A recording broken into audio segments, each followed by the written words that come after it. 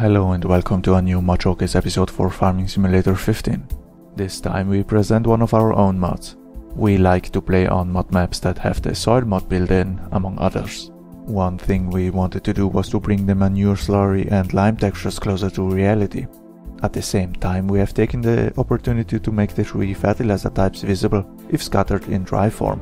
In the end, we have created new wheat textures from scratch as well. We will show you how all of this looks like in a moment, so stay tuned.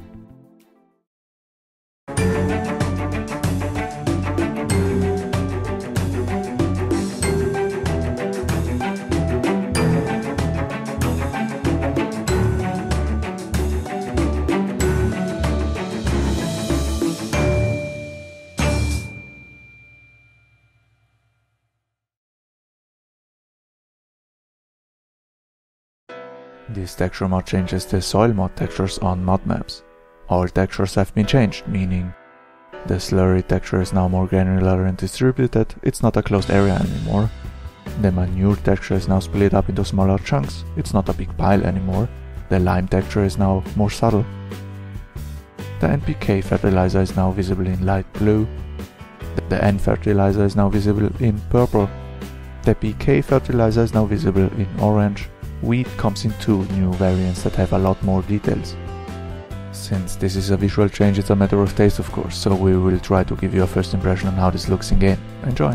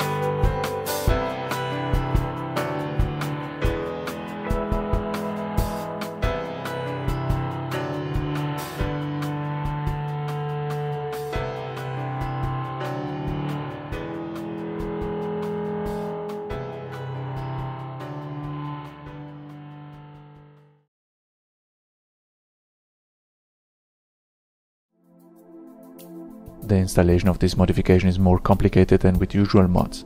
It's not enough to put a file in a mod folder, you have to replace textures in a mod map archive.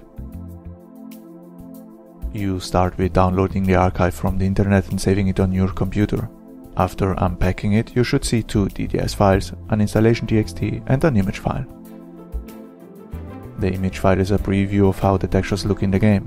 The DDS files contain the new textures. The installation.txt includes instructions and the license.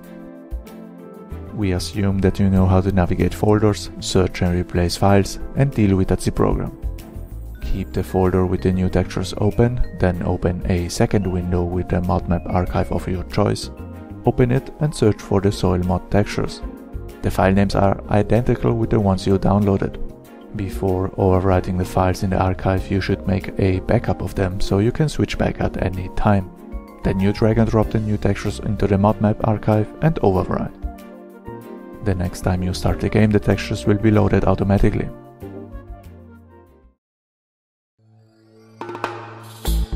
More information and links can be found in the video description. If you like the mod, leave us a comment here or a mod hoster or the usual channels.